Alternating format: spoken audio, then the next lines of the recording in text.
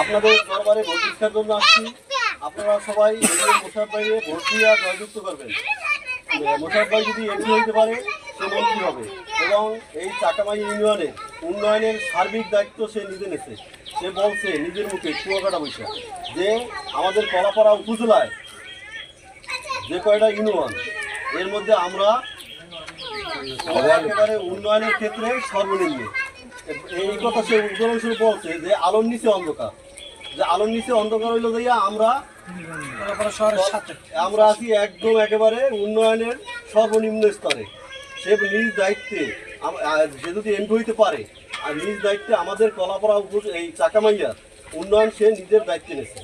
এবং যদি এই ধরেন আপনার ঘরে 5 জন ফ্যামিলি, তাই আপনার একটা ফ্যামিলি কার্ড হবে আপনার নামে, যে ওই সংসারের মহিলা কর্তৃক তার নামে একটা ফ্যামিলি কার্ড হবে। এবং